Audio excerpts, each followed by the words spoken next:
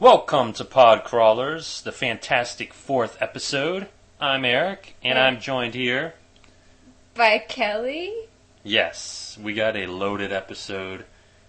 We have the movie news game, where I try to stump you. And probably will. We have a couple of upcoming DVD releases that are unbelievable, let's just say. Yes, more like disbelievable. Yeah, well, that's what I meant. You're going to talk about Left in Darkness. Yeah. And we're going to have our second installment of Asian A to Z featuring Akira and Alive. Just taking a drink right there of water. That's nice. Anywho. Thanks for the play-by-play. Yes.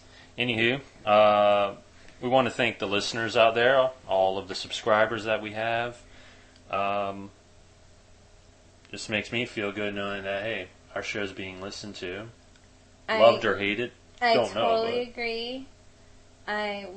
We're very, very happy to see that we actually have people that care.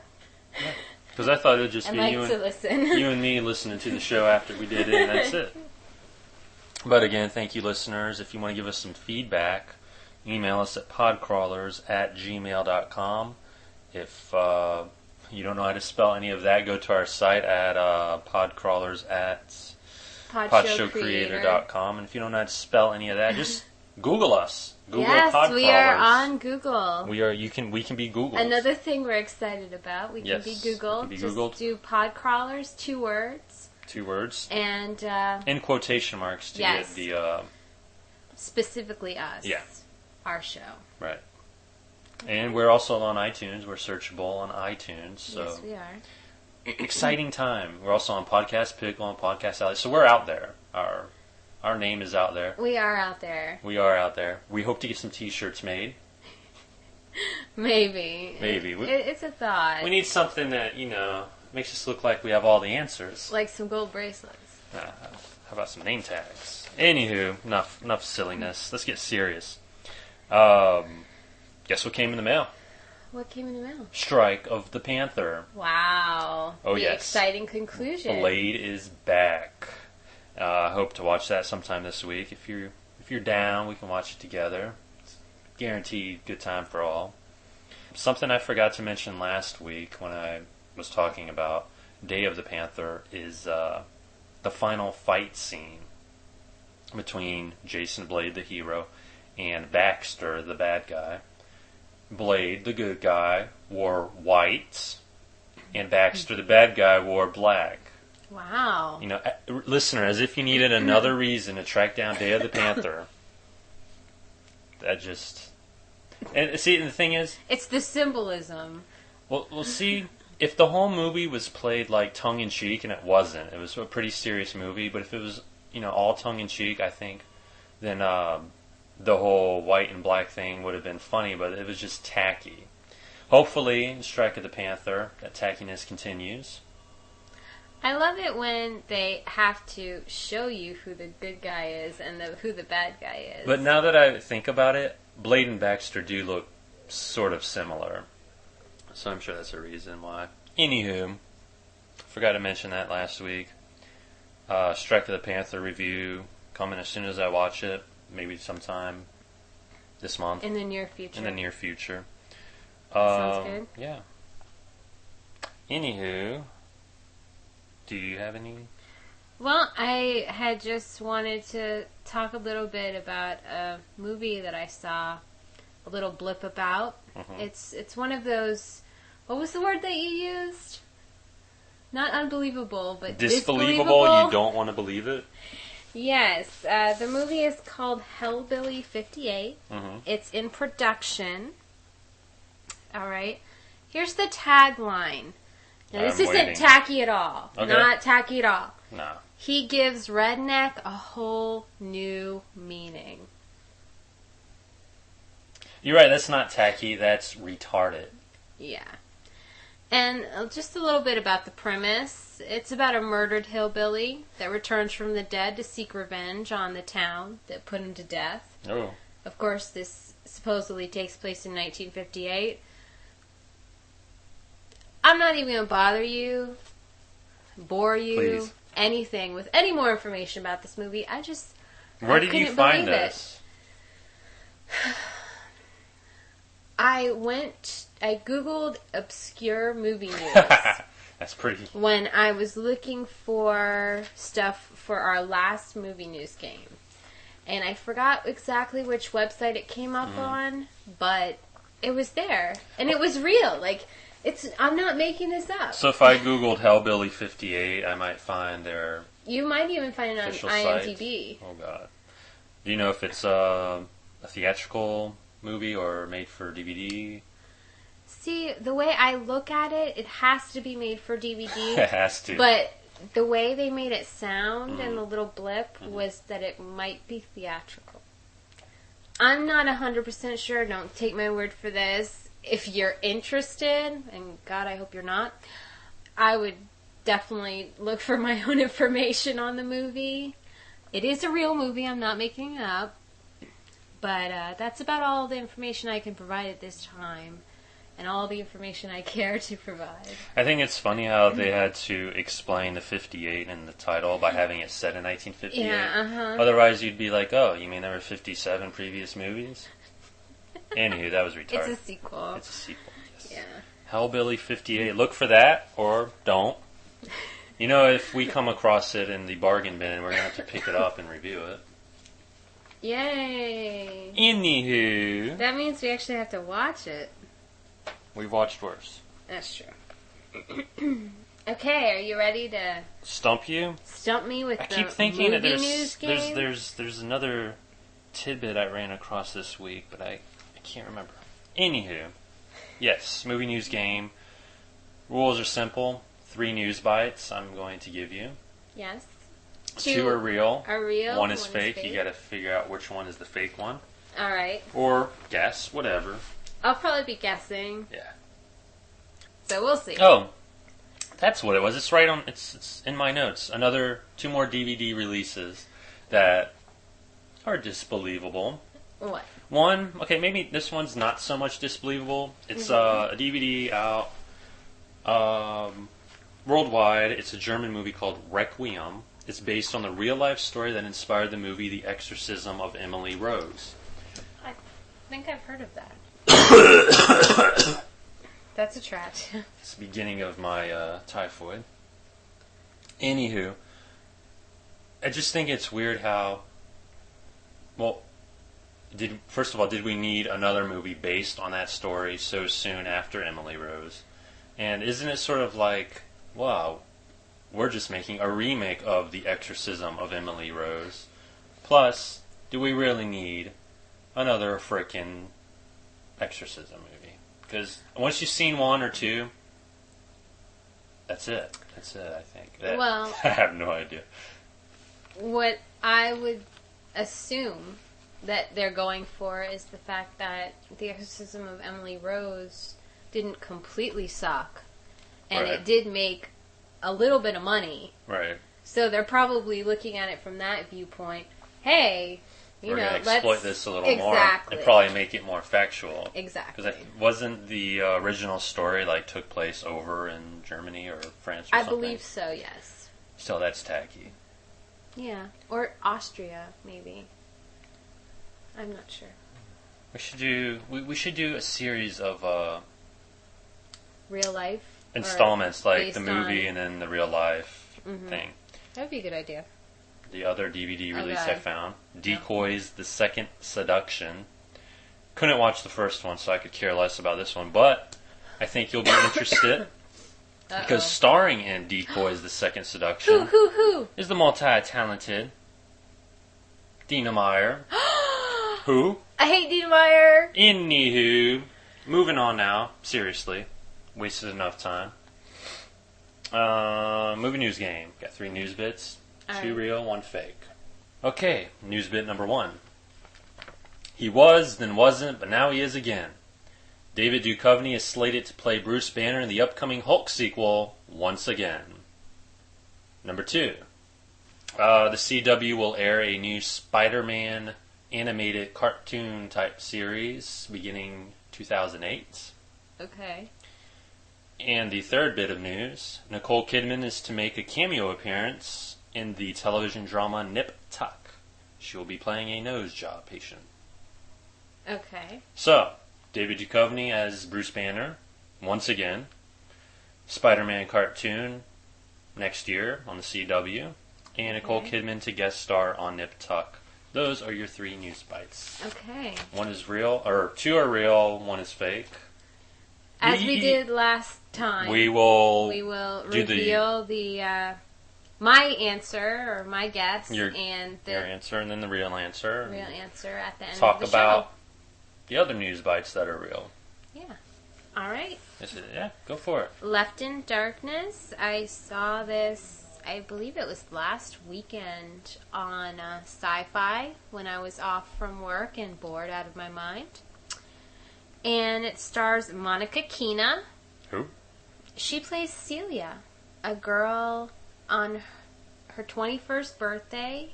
She goes to visit her best friend, and they decide to go to a frat party. How typical. That's what girls do. That's what young women do. Well, I mean, there's a big twist. She's much deeper than she seems, okay?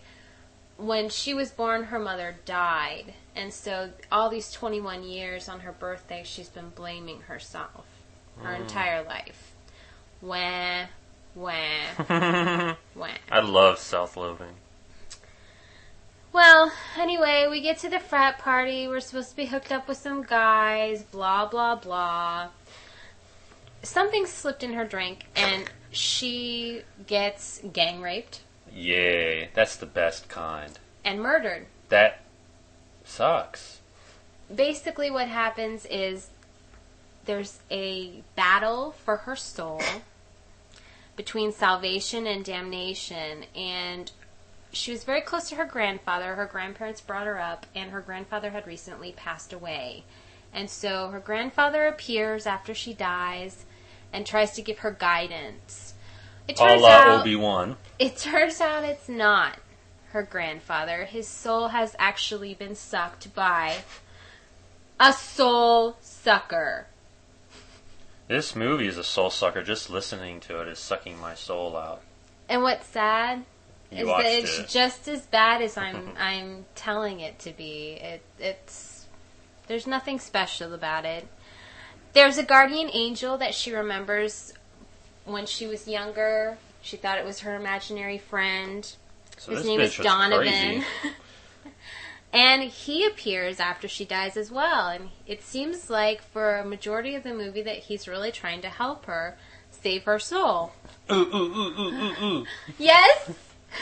Is he really the bad guy? He's really the bad guy. How did you know? He's actually the leader of the Soul Suckers. He's kind of one tier above. So he's the Soul director of Suckers. the movie. Yes. Oh. Yes, he is. Gotcha. And the whole time where she thought he was her guardian angel, instead he was just preparing her as he describes it in the movie. That's a hell of a lot of work to prepare just one soul. What's so special about her? I know. I don't know. She's very loyal.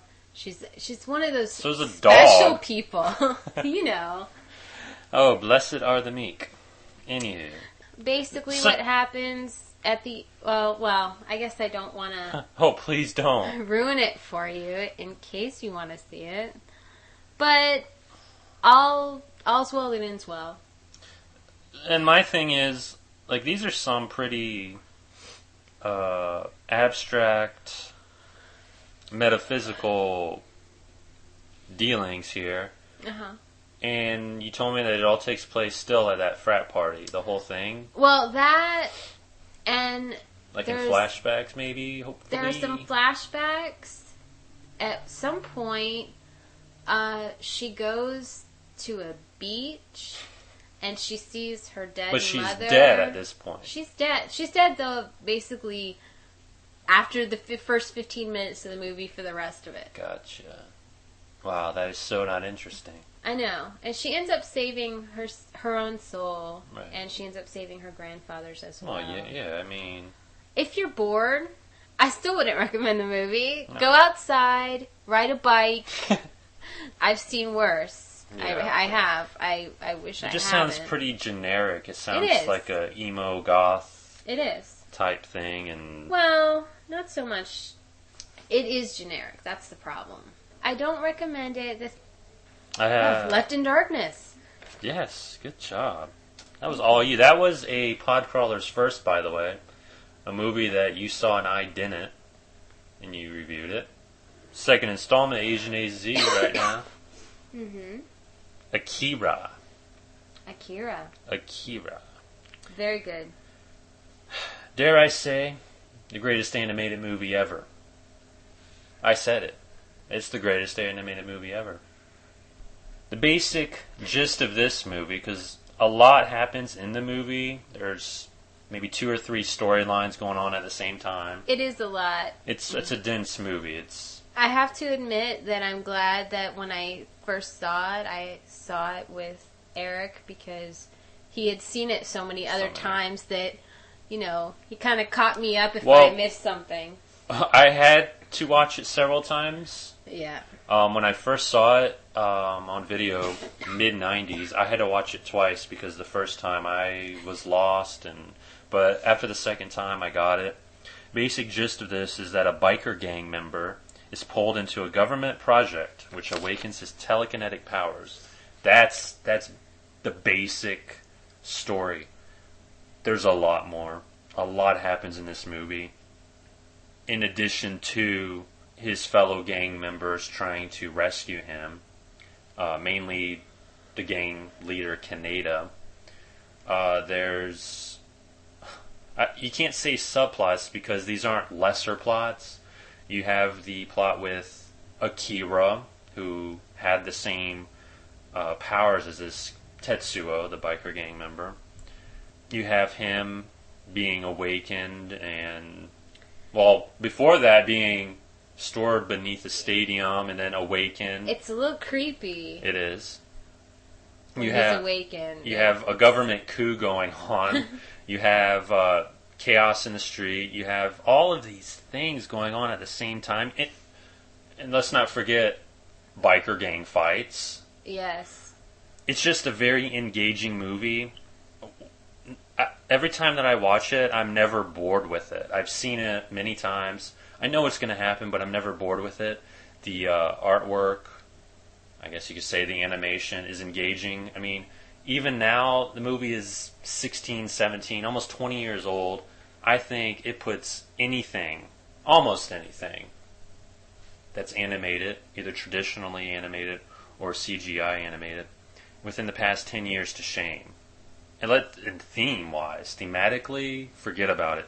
This movie covers everything, including the apocalypse, cosmic rebirth.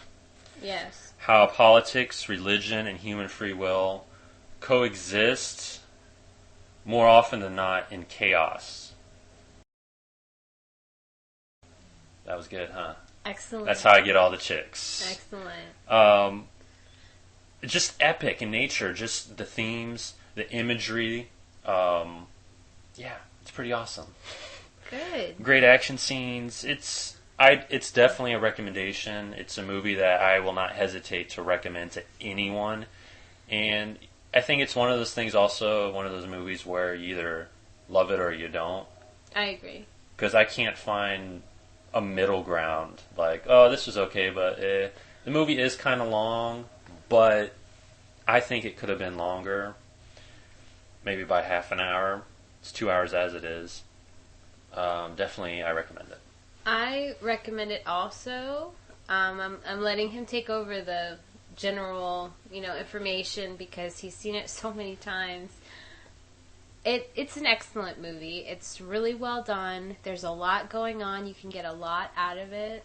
And yeah. It's just all in all entertaining. I mean, it's not going to bore you. And who the hell doesn't like to see shit blow up? Yeah. A lot of shit blows up. And people blow up, dogs blow up.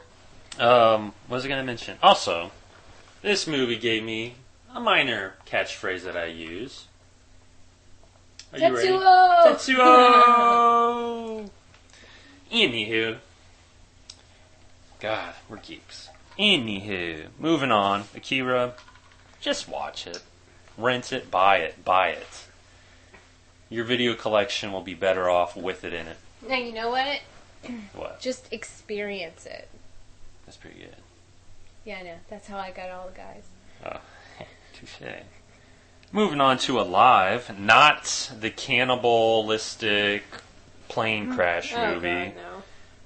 The Asian Alive. Yes. Akira, by the way, from Japan. Really doesn't matter. Excellent movie. Alive is also from Japan. Alive comes to us from a guy who directed Alive. He did direct Alive. Versus the companion movie to this one here called Sky High. This one and Sky High based on a manga called Sky High, whatever. As well as other things that he Other directed. things, yes. Many other things. Many other things. What was let's not get into that. Let's talk about what the movie's about. All right. Basically, because to talk, then this is one of the, we could talk about Akira, just about every plot point and spoil it all to hell, but it won't spoil the experience of the movie. This movie here, Alive, if we reveal a plot point, it sort of kills the movie. It spoils it. I don't know if I agree with that. To a certain extent, I do. I see where you're coming from. But the way I'm looking at it is that you still have to experience Alive. Right. Or not. Or not. Or not. Anywho, death row prisoner is offered a chance to escape death by taking part in a top secret government experiment. Now, this happens after he has been sentenced to death, he's in the electric chair, and they've already zapped him once. And he survives the electrocution. And that's when, after all that hype, that's when they offer... Right. It's not a redemption. A redemption. A requiem, so to speak. This is packaged and marketed as, I think, in my opinion, an action movie in the vein of The Matrix. There's not that much action. The action that does come, maybe the last half of the movie, maybe for 15 minutes, if that. But it's all in a confined space, so you're not going to get any epic action set pieces as you would in Akira or The Matrix. I believe they compare it to The Matrix because there is a scene where bullets are paused in the air, typical crap. All in all, I completely 100% suggest you watch this movie. And I cannot be 100% in backing you up. It is a slow movie. It's 2 hours long. It's a slow movie. I think it could have been edited down to at least 90. It would have lost something, but it wouldn't have been as boring, I think. But with that said, if someone has a good attention span and is interested enough. I'll be the first to admit that it's way too long. And the first hour, definitely, you don't need all that information. Right. But I really, really enjoy this movie. I loved it the first time I watched it. And we rewatched it again. Mm-hmm. And I still love it. Some of the ideas are a little kind of if it's overused, I guess. Yeah. But I just think it's really a good production. Oh, it's well made. Oh, yes. The cinematography is excellent. The color scheme, it's pretty bland until the end, which I guess, It's purposeful, I assume. Yeah, but I don't know. I guess I don't want to get too deep. Well, it shows like a comic book. It's in chapters that are introduced before the scene changes. And most of it is in grays and blacks and whites Sort with of just greens. a tiny bit of color. Because I think partially it's supposed to be like a black and white manga. Yeah, I don't have much to say about the movie without spoiling it. Kelly, you recommend it. Get Akira instead. And with that, that's the end of Asian A to Z this week. Okay. Next episode, we're either going to do the third installment or not, depending on if one or both of us are feeling up to it. If we do it next episode, we're going to review Appleseed, Armitage, Dual Matrix, and Art of the Devil. I think that's going to be the whole episode, talking about all three. And if we don't do it, hey, we'll do something. Yeah. Anywho, movie news game. All right. Okay, just to give a recap. Recap. News bit number 1. David Duchovny is going to be Bruce Banner in the upcoming Hulk sequel. News bit number 2. Animated Spider-Man series coming up. And news bit number 3. Nicole Kidman to guest star in Nip Tuck. Listener, I hope you've been playing along. It's time to reveal the answer. Kelly, what do you think? Okay. I think the Nicole Kidman thing is true. Of course, I want David Duchovny to be anything in any movie or any in a show. big movie, right. Because I love David Duchovny, because I'm an X-Files nerd. And let's see. What's the second one again? Spider-Man cartoon. New Spider-Man cartoon next year. So, gosh, that's a hard one. Because I have no idea. I want to say that you're probably bullshitting me on the David Duchovny. Because you know I would want that to be true. Is that your final answer? Yes, that's my final answer. Your final answer is... Wrong. David Duchovny as Bruce Banner? Yes. You are absolutely right. How could you get my hopes up? As far as I know, he's still not going to be Bruce Banner after Damn. backing out. Nicole Kidman will be on Nip Tuck. I kind of figured. Well, that may change. She may drop out, but... Well, right. And animated Spider-Man show... early next year, apparently. That's some bad timing. I mean, the part 3 comes out in May, I think. May or June.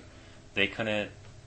Well, they're probably planning it for about the time when it'll be released on DVD. Maybe. And they'll It's probably possibly. make the trilogy available in box form. Yeah. But still, I mean... Plus, how many friggin' Spider-Man cartoons do we need? This will be... the 6th? 5th or 6th? Who knows? I lost count. I mean, how many times can you tell the same story? But hopefully it'll be better than, The Batman. Or, I thought you liked that one. yeah, not The Batman. No, I know. But yeah, good. That's a shame. It's a shame. It's like your disappointment with Super Super Mario Brothers 2, the movie. Oh, Only darn. I think mine is more. And you just want to see David Duchovny in a ripped shirt. No, Smirking. he's getting a little old for that. CGI, dude. CGI. Anywho. Body double. Anywho. Yes. Yeah, this might be our longest show ever. Wow. Maybe our most rambling show. Nothing, I don't know. I felt like I had nothing profound to say this time. Yeah, but you had that great line during Akira. The one that gets you all the chicks. How politics, religion, and human free will coexist more often than not in chaos. When I came up with that, I had to write it down. There's no way I could have remembered that on my own. Because it's profound. That's profound. Yeah. Like this pod show.